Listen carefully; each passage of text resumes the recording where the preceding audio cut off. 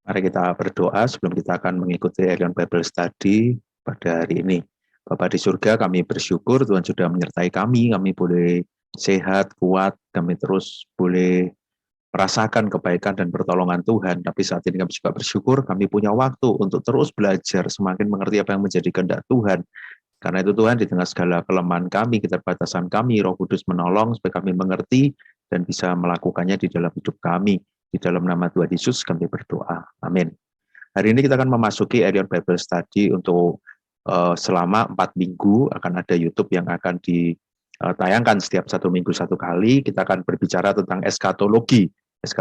Eskatologi itu apa? Itu pertemuan pertama hari ini. Nah, kira-kira ini berbicara tentang akhir zaman, satu tema yang tidak mudah, tapi di dalam EBS ini mungkin kita tidak bisa bahas terlalu dalam, hanya pengantar, dan hari ini betul-betul pengantar apa sih yang akan kita pelajari. Kemudian minggu depan kita akan belajar bagaimana sih setelah kematian itu orang kemana gitu ya. Kemudian berbicara tentang kebangkitan tubuh, lalu langit bumi dan langit baru dan bumi baru. Hari ini kita akan belajar tentang kenapa sih kok kita harus belajar tentang eskatologi ini, khususnya signifikansinya. Apa sih dampaknya, apa yang kita bisa lakukan, dan apa pengaruhnya dalam hidup kita, khususnya sekarang dan juga saat ini dimanapun Tuhan tempatkan kita. Seringkali bukankah berbicara tentang eskatologi ini, kita ngomong, oh itu urusan nanti gitu ya. Atau ada yang terlalu suka dengan eskatologi ini sehingga dikit-dikit, waduh ini sudah akhir zaman, ini sudah akhir zaman, Yesus akan segera datang, waduh ini sudah waktunya sekarang. Dengar bencana, ada pandemi, langsung kita berpikir ini sudah waktunya. Apa yang kita bisa pelajari dari eskatologi ini? Ini berbicara tentang akhir zaman. Dan berbicara eskatologi, kalau kita lihat di dalam Alkitab, tentu sumber kita untuk Elion Bible Study adalah apa yang tertulis di dalam Alkitab. Eskatologi berbicara tentang personal, setiap orang, bagaimana nanti Yesus datang kedua kalinya menghakimi setiap orang.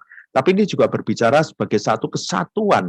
Nanti kan langit baru, bumi baru. Bagaimana bahkan ini juga berbicara tentang komunitas, berbicara tentang komunal. Jadi bukan berbicara tentang hanya seseorang, tapi ini aspek yang lebih luas dari itu.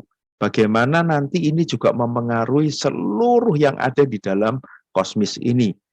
Ketika kita melihat tentang eskatologi, tentu kita tidak bisa memisahkan dari apa yang Tuhan sudah rancangkan dari awal sampai akhir.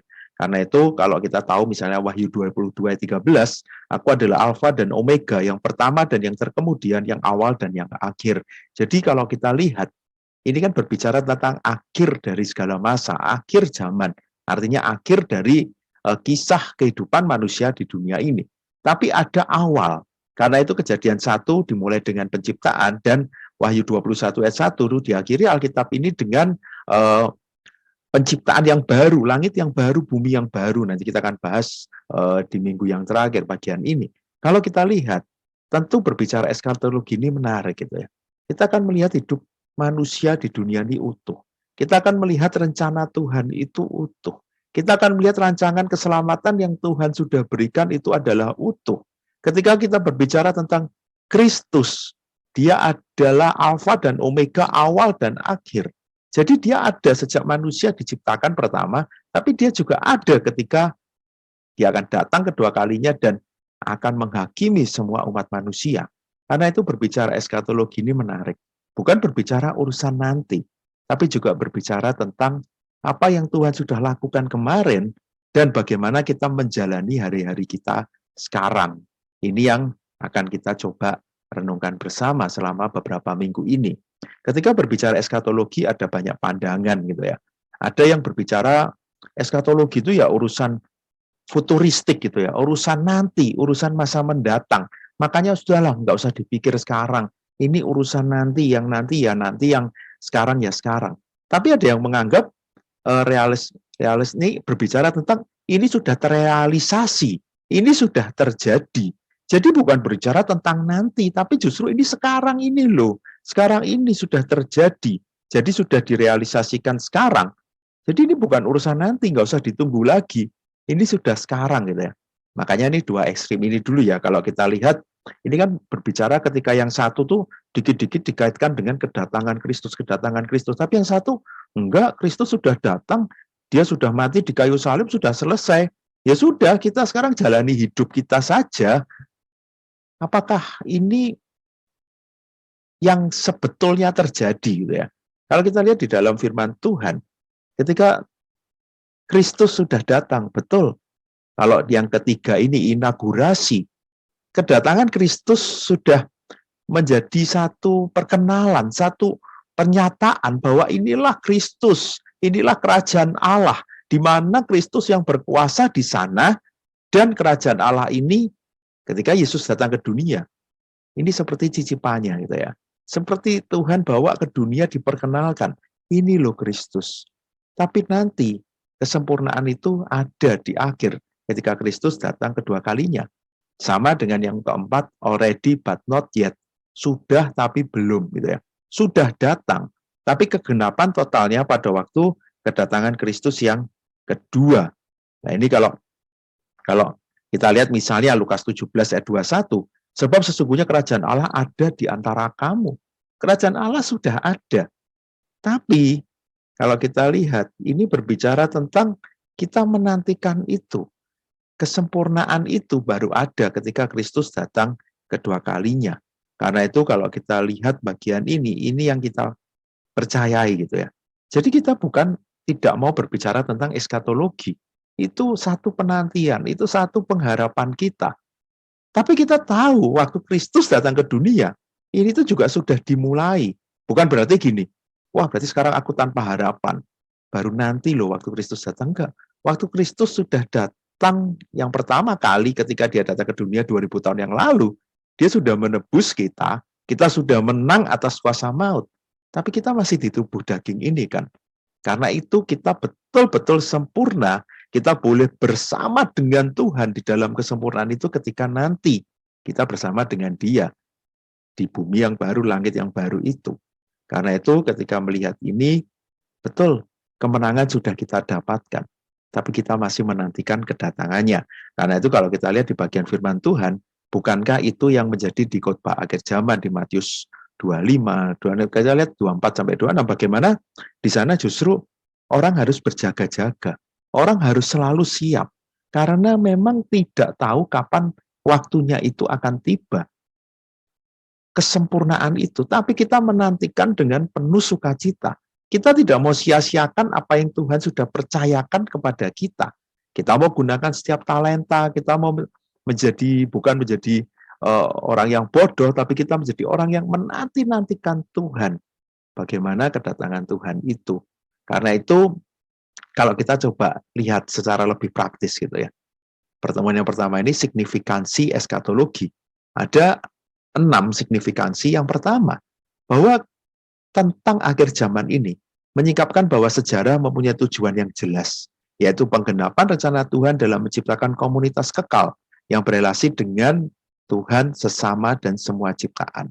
Kalau kita lihat sepanjang Alkitab, histori, hisnya itu Tuhan, hisnya itu Kristus. Ini adalah kisah tentang Tuhan di dalam sepanjang bagian Alkitab kita, di sepanjang sejarah kehidupan umat manusia di dunia, berbicara tentang Allah yang sudah merancangkan dari awal, dan Dia yang sudah merencanakan sampai akhir. Dia merancangkan rancangan keselamatan yang sudah betul-betul sempurna dari awal sampai akhir. Dan ketika kita lihat di tengah-tengah ini, bukankah ini penggenapan demi penggenapan? Dengan penggenapan yang sempurna itu nanti. Bagaimana kita lihat Kristus itu diberitakan oleh para nabi, dinubuatkan, dan akhirnya Kristus lahir, dan akhirnya Kristus itu yang kita percayai.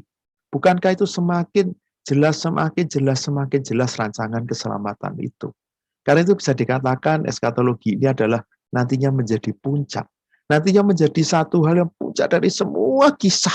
Dan kalau kita lihat, bukankah ini sudah menjadi satu hal yang luar biasa? Hidup manusia kalau kita lihat. Kalau kita belajar Alkitab, gitu ya, kita melihat perjanjian lama. Bukankah itu dinyatakan semakin jelas tentang Kristus itu. Tentang keselamatan yang Tuhan berikan kepada umat manusia. Dan sekarang kita ada di masa menanti. Tapi kita lihat, semua adalah bagian dari sejarah yang bukan kebetulan, tapi adalah penggenapan rencana Tuhan. Lalu bagian yang kedua, eskatologi masa depan terfokus kepada peristiwa kedatangan Tuhan Yesus yang kedua. merupakan kebenaran mutlak dan pasti seperti yang dijanjikan oleh Kristus. Jadi ketika kita berbicara tentang kedatangan Kristus yang kedua, itu pasti gitu ya. Tadi saya bilang kita boleh lihat di Matius 25 tentang kedatangan Tuhan. Tapi yang kita lihat di bagian-bagian khotbah akhir zaman, eh, di Matius 24 sampai 26, mungkin Markus 13, Yohanes 14, Lukas 12, semua berbicara manusia harus selalu siap sedia. Manusia harus selalu siap sedia, karena itu akan digenapi. Puncaknya itu adalah kedatangan Kristus yang kedua. Itu pasti akan terjadi dan itulah kemenangan bagi setiap kita orang percaya. Karena itu kita menantikan dengan penuh semangat, dengan penuh sukacita. Gambaran lain seperti mempelai, kita menantikan kedatangannya. Dan itu menjadikan kita penuh gairah, kita penuh semangat, kita selalu siap sedia. Tapi satu hal yang kita lihat di bagian firman Tuhan tentang eskatologi, kedatangannya adalah misteri. Tidak ada waktu yang pasti. Karena itu kita harus selalu berjaga-jaga. Seperti gadis yang bijaksana, yang selalu siap sedia. Kita selalu menjadi hamba yang setia, yang mendapatkan talenta, yang mau terus mengelola apa yang Tuhan percayakan. Karena kedatangannya, jika tuan rumah tahu pukul berapa pencuri akan datang, ia tidak akan membiarkan rumahnya dibongkar. Hendaklah kamu juga siap sedia karena anak manusia datang pada saat yang tidak kamu sangkakan. Lukas 12 ayat 39 sampai 40. Kedatangannya kita tidak pernah tahu, tapi dia pasti datang. Dan kita menantikan itu sepanjang kita menjalani kehidupan ini. Kita selalu siap sedia. Lalu signifikansi yang selanjutnya, memperlihatkan bahwa Kristus, Raja yang akan datang itu adalah kepala gereja, yang tidak lain merupakan tubuhnya di dalam dunia. Kalau kita lihat kedatangan Kristus, dia adalah, kalau gambarannya kan Kristus adalah kepala gereja, dan dia akan datang ke dunia untuk kita sebagai komunitas orang percaya. Makanya berbicara kerajaan Allah, bukan berbicara hanya sekedar tentang pribadi. Ketika kita menerima Kristus, itu berbicara tentang diri kita dengan Kristus. Tapi kalau kita lihat, kenapa ada perintah kasih Tuhan lalu kasih sesama? Karena ketika kita tahu kita dikasih Tuhan, kita akan mengasihi Tuhan dan juga akan mengasihi sesama. Kristus adalah kepala dan kita adalah anggota tubuh Kristus. Karena itu ketika kita berbicara gereja, ini adalah komunitas orang-orang yang tahu bahwa rancangan keselamatan itu, tahu bahwa ada perjanjian yang Tuhan sudah genapi, tahu bahwa kita akan bersama-sama bersiap sedia menantikan kedatangan Kristus yang adalah kepala gereja ini. Karena itu menjadi tanggung jawab sebagai komunitas. Kalau kita lihat Matius 28, 19-20, amanat agung pemberitaan Injil diberitakan, beritakanlah Injil supaya semakin banyak orang yang tahu tentang Kristus. Karena itu berbicara tentang eskatologi, kita tidak bisa memisahkan dari komunitas. Bahkan ketika kita berbicara gereja kita sekarang ini, kita adalah sama-sama yang saling menjaga, saling mendukung, supaya kita bersama-sama siap sedia menantikan kedatangan Kristus. Kita bukan bersama-sama justru menjadi orang-orang yang bodoh yang akhirnya kita tidak siap. Atau kita sama-sama menjadi hamba yang tidak setia. Tapi kita saling mengingatkan, ini tanggung jawab kita bersama. Bagaimana kita tetap setia kepada Tuhan. Lalu eskatologi juga menjadi dasar untuk memahami etika Kristen yang melandasi kehidupan gereja sebagai komunitas eskatologis. Ketika kita berbicara tentang bagaimana aku menantikan Kristus, bagaimana sekarang aku adalah orang yang sudah ditebus, already but not yet, aku sudah diselamatkan, tapi aku masih tinggal di tubuh daging, kesempurnaan itu nanti. Tentu kita tidak akan enak-enakan, bukan kita asal-asalan menjalani hidup ini. Justru kita akan menjalani hari-hari kita hari demi hari menjadi orang yang tadi siap sedia, menjadi hamba yang setia. Karena itu justru ketika kita berbicara akhir zaman, ini berbicara tentang perubahan hidup kita. Bagaimana transformasi kita. Bagaimana kita tahu status kita adalah orang-orang yang sudah ditebus, aku harus hidup sebagaimana seharusnya orang yang sudah ditebus. Sehingga ketika Kristus datang, aku sungguh-sungguh siap. Aku sungguh-sungguh siap menjadikan orang yang menantikan kedatangan Kristus, karena aku sudah semakin serupa dengan Dia. Bukankah ini hal yang luar biasa? Ketika kita boleh mengerti status kita itu, Kita menantikan Dia, dan inilah hidup kita. Yang hari demi hari kita mau menjadi lebih baik dan menjadi lebih baik lagi. Kalau kita lihat mungkin kayak Matius tentang khotbah di bukit, Matius 5-7, itu berbicara tentang nilai-nilai kerajaan Allah. Bagaimana seharusnya orang-orang yang sudah menjadi anggota kerajaan Allah itu hidup. Itu yang harusnya kita kejar. Kita mau semakin mengerti apa yang menjadi kehendak Tuhan. Kita hidup dengan standarnya Tuhan. Dan inilah kita sebagai anak-anak Tuhan. Kita bersama-sama saling menguatkan. Kita bersama-sama hidup sebagai jemaat yang sungguh-sungguh melakukan apa yang menjadi nilai-nilai kerajaan Allah. Saya yakin ini yang seharusnya kita lakukan, dan gereja akan menjadi garam dan terang. Gereja akan disukai banyak orang. Gereja akan sungguh-sungguh bisa menjadi berkat. Lalu signifikansi yang lain.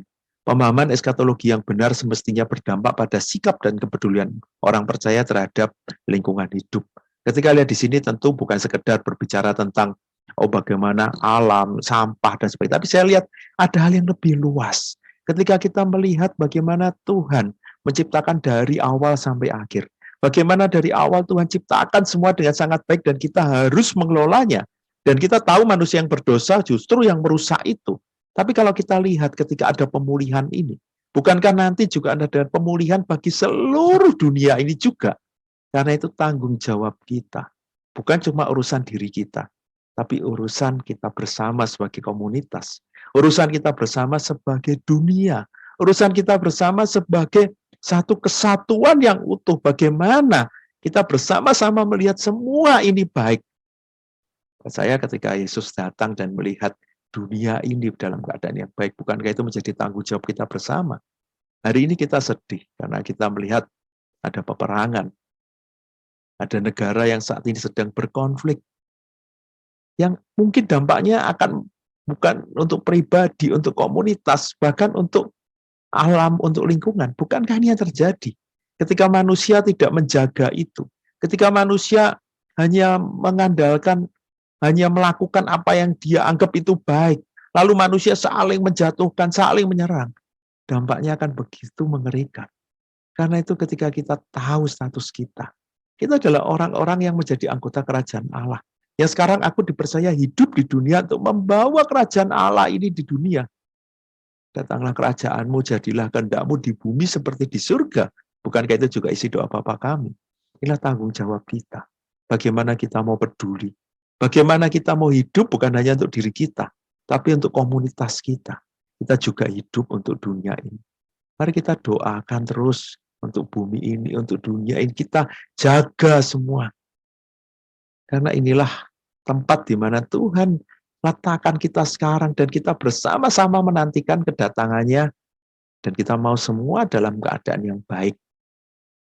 Selanjutnya, pengenalan yang tepat tentang doktrin eskatologi akan berdampak dalam pelayanan penggembalaan gerejawi. Kenapa ini berdampak dalam pelayanan gerejawi? Karena berbicara tentang satu kesatuan yang utuh tentang rancangan Tuhan. Tentu kita berbicara tentang manusia diciptakan dengan baik. Kita berbicara tentang Kristus yang datang, yang memberikan anugerahnya. Jaminan keselamatan itu diberikan kepada setiap orang yang percaya. Karena itu ketika kita menjalani hari-hari kita sebagai jemaat, tentu sekarang kita menjalaninya dengan penuh keyakinan.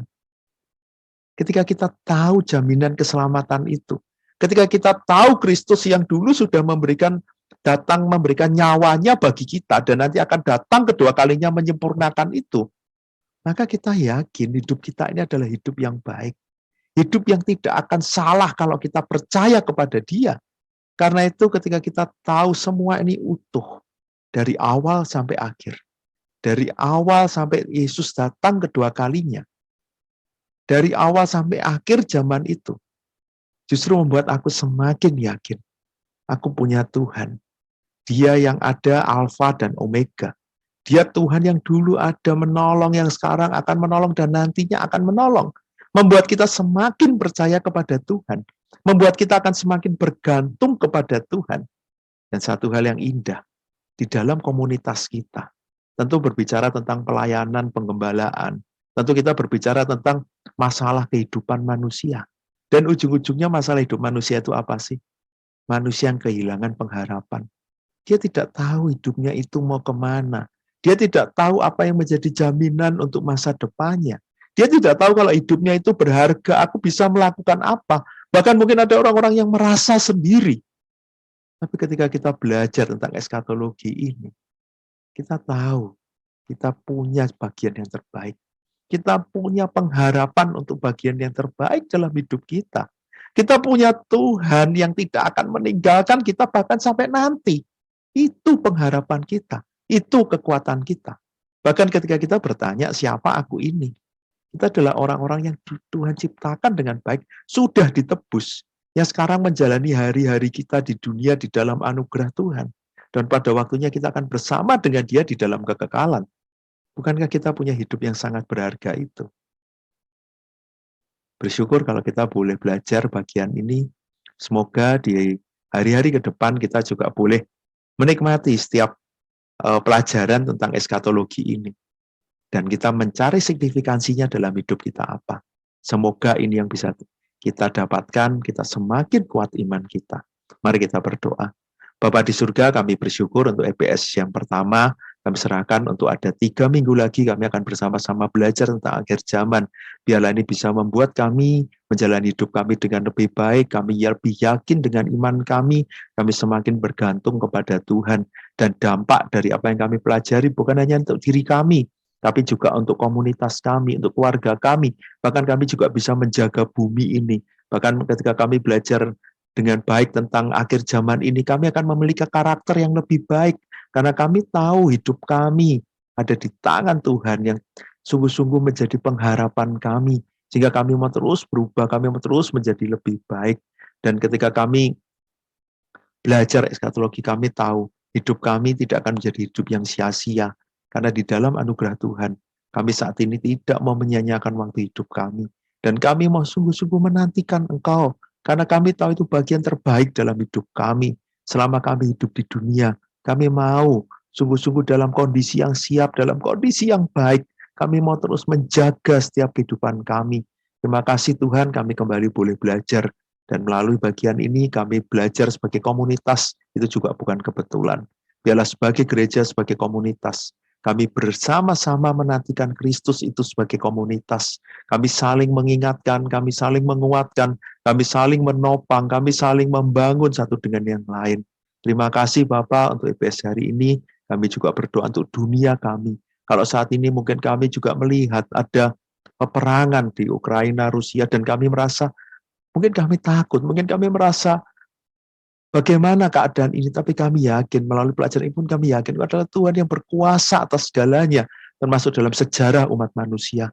Tuhan berkuasa, dan kami yakin Tuhan pun berdaulat atas keadaan ini. Kami serahkan Tuhan, supaya setiap orang-orang percaya, mereka terus diberikan kekuatan di masa ini. Kalau ada orang-orang percaya yang terkena dampak dari perang ini, mereka tetap punya pengharapan. Dan biarlah kami belajar melalui perang ini, supaya setiap kami pun mau belajar peduli kepada orang lain, bukan sekedar mengikuti apa keinginan kami. Tuhan tolong, Tuhan jagai, Tuhan kan kami serahkan sepenuhnya hanya kepada Tuhan. Di dalam nama Tuhan Yesus kami berdoa. Amin.